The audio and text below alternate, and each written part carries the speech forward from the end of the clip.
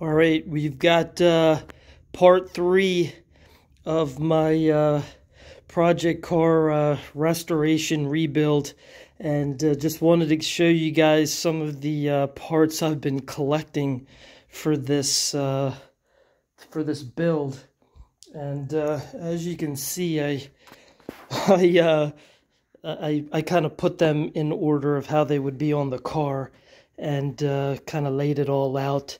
But I wanted to focus in on getting the car as, well, what should I say, up to date on its maintenance as possible, and pretty much just safe. So my philosophy when it comes to these project cars is honestly, I'm a big fan of, you know, if you're going to do it, you got to do it right. Otherwise, it's going to kind of nickel and dime you. You're going to be kind of, what should I say, chasing down problems and, you know, kind of doing double work, sometimes triple work. So I'm a big fan of, honestly, just identify all the common issues, all the, maintenance parts that are going to need to be replaced anyway. It kind of stinks to a certain degree, but I think in the long run, it's actually the better way of doing things, because you can pretty much just tackle, from start to finish, and kind of work your way from the front to the back of the car, which is something that I like to do.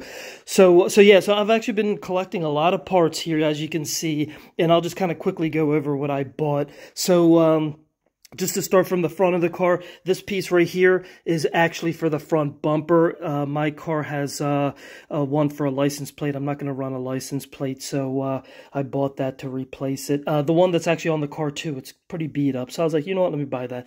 I've got some windshield wipers. Those are always going bad, so I got those.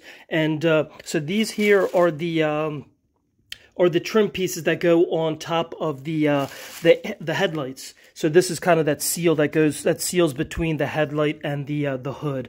So these are common. You know, you can see rubber, so they're pretty common to fail. This right here in the packaging still is actually the cowl cover on the E36s and E46s. Very common wear part. They crack, they break. So the one on my cars is pretty bad. I mean, they really need to be changed pretty much like every 10 years. So I bought that. So I got same thing over here. For the brakes, I don't know if Molly still makes these. I don't think I've seen them, but I liked Molly because they actually coated the discs. I usually paint them, if you've seen my other videos, for the ones that I buy that aren't coated, but I didn't see them selling these anymore, and they were actually a pretty good price. I don't know why they stopped selling them. So I got the rotors. These are my favorite brake pads for daily driving. Akibono Euro brake pads. Fantastic brake pad. These do not leave any dust at all. I put them on every car I can for daily driving. They will not leave any dust on your wheels. It's fantastic. So here I've got, this is actually a part that BMW made kind of to fix a problem. If you saw my video, the first video, you saw that the front shock towers are mushroomed out. That's actually kind of a common problem. So actually BMW did make these reinforcement plates. So I got those for that, because obviously I'm going to fix my shock towers as well. But yes, so I got those for both sides. I've got Coney yellows. I bought these. I love Conies. So the setup that I'm going with, so obviously I got the top hat and all the dust shields, and so I bought this combination from Tire Rack. Coney has a special, and I guess Tire Rack, I don't know if Coney owns Eibach, but I don't want to go too crazy with this car. I mean, I'm kind of keeping it a little like OE plus. So these are Eibach Pro Kit. So they had a special for all the shocks and the springs. It was like $863 if I remember correctly. So I got those. So I'm like I said, I'm kind of keeping it somewhat stock. I just want to have a fun car, just nothing too crazy. And then from here, I bought the control arms and the control arm bushings. These are two common wear items on the E46 that you pretty much need to replace. I would say every 40,000 miles. So just for other E46 owners, if you go to sites like FCP Euro is my favorite. I try to buy everything I can from FCP Euro. But if you look at FCP Euro, they don't sell these. These are Moog.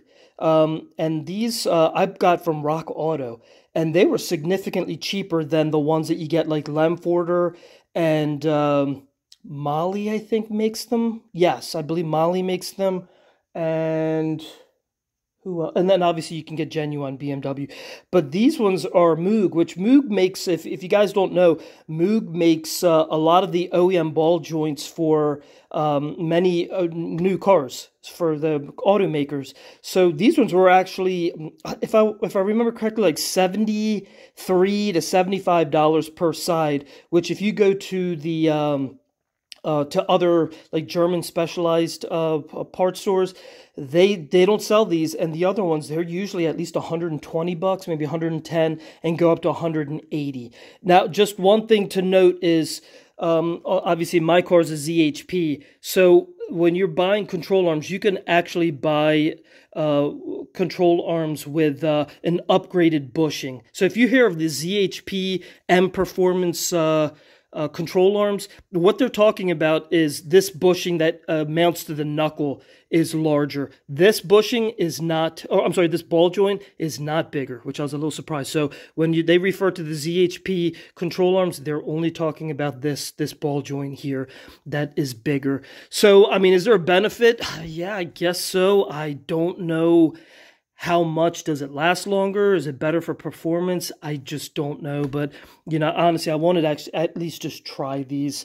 And eventually I would like to try the ZHP specific ones and compare them. But if these are brand new, I don't think I'll notice any difference. And then also for this is a control arm bushing. This mounts to the chassis and mounts right here. If you see my other videos, you'll see where I changed them on another car. These ones again are Mali. I'm a big fan of Mali. They have a product series called Mali HD, and what Mali HD is and what they do is it's a replacement part, but it fixes the OEM part why it failed or fails prematurely. So this is a Mali HD. I didn't want to go with any other one. I'm a big fan of Mali HD. So this is an upgraded bushing. And here you can see it got some engine mounts. Going in closer to the car, I've got inner and outer tie rods, both sides. I've got the boots. What else here? So I got just an intake filter. Here I've got a valve cover gasket, oil filter. These are the intake boots that connect to the throttle body. Very common parts to fail. So I always had these on hand. So I actually had these already. Again, engine mount. I've got an oil pan gasket right here. I've got just some vacuum hose that I bought like 5 feet. Common issue on E46s. That goes bad, so got that. I got some O2 sensors. Now inside the car, I like one thing I like to do on the you know, when I get a used car particularly, and that's what I've been buying mainly, I'm a big fan of upgrading all the touch items. So things like the steering wheel, the shift knob, the shift boot, what else? You know, just the pedal feel, things like that.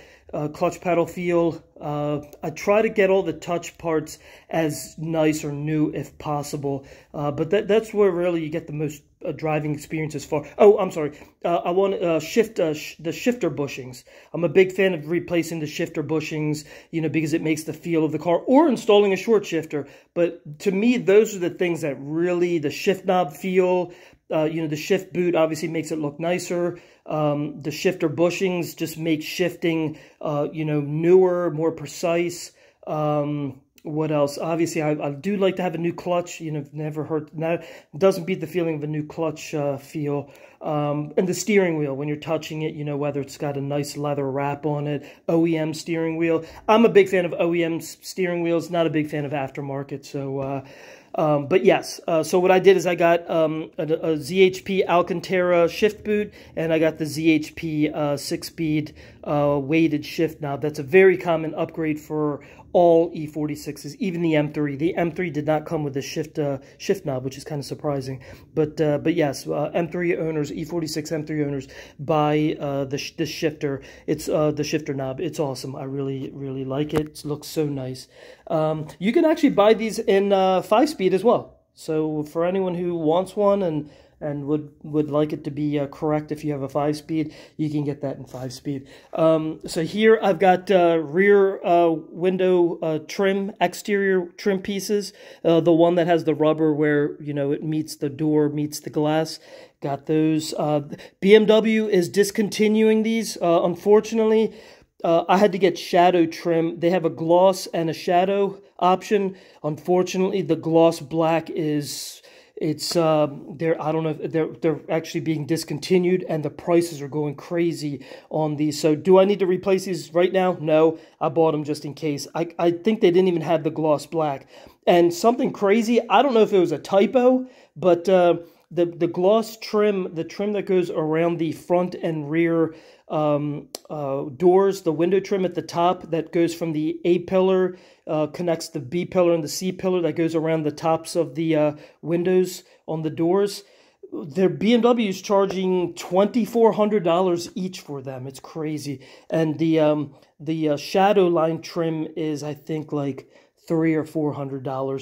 So any of you guys who have your cars and you're planning on keeping them and you're going to want to replace those parts, I would highly recommend you start buying those up, because they are becoming more difficult to find. They're going to be discontinued. Oh, I did not mention this. So obviously I got a wheel bearing too, front wheel bearing, and then for the back here, obviously got all the shock components, eye-box spring, and then here this is this. So these are two pieces here. This what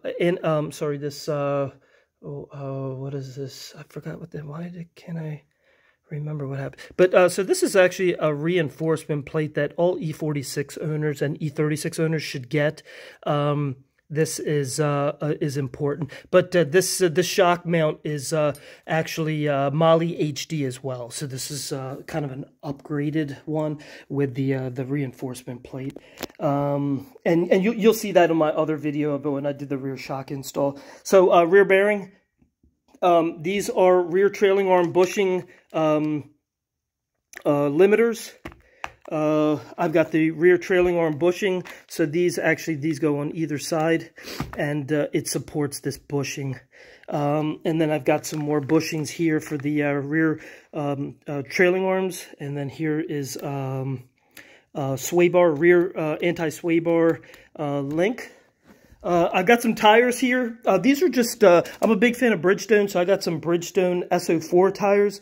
The rears only came in right now, so I'm going to get, so these are 255 rears, and I've got 225s for the front. Here's another common issue for the E46 owners, the rear diff bushing. There's one particular bushing that that goes bad, and you'll know there's a big clunk when you're shifting. So I bought, again, this is Moly HD. It's a little pain to replace, but this is something that every E46 owner will have to do.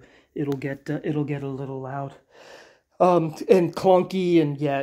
Honestly, if you don't replace it, it can, from the clunking, you can actually rip the rear subframe mounting points, which is a common issue on E46s, that you'll want to get them reinforced, but be sure to replace that, because it can cause the rear subframe mounts to crack prematurely. So yeah, so that's pretty much it. I think I've got a few more parts that I'm going to order, but honestly, I don't know much more that I'm going to do. And the goal is so I got the engine mounts here. Literally, I'm planning to probably just strip everything off the car, everything that attaches the wheels to the car, rip it all off, and go in and replace the engine mounts and the oil pan gasket and the everything, the tie rods, anything that I see in there that's going to need to be replaced, just go in and replace it all. And yeah, get this car just completely all up to date on its maintenance. And but yeah, so I just wanted to make a quick update on what I'm working with and where I'm going with the car, and I'll make the next video. The next video, I'm thinking I'm actually going to make a video just kind of what parts I got with the car, which I thought was kind of some of the parts were pretty interesting and for the price and everything. So just kind of give some of you guys an idea of kind of what to look for when you're looking for a project car. I think a lot of people look at specifically price, but sometimes there's deals out there that you can buy a car that either has had a lot of maintenance on it, or it was it comes with a lot of parts, and it really does offset, because just simple things like someone throws in some suspension and even if they put on some tires, I mean, you're talking about $800 to $1,000 just right there. So sometimes it makes the purchase a much better idea, and I'll go over that in the next video. So just wanted to show you guys still making some progress, and that I'm pretty much ready to really do a lot of work to this car. All right, guys, I'll see you later.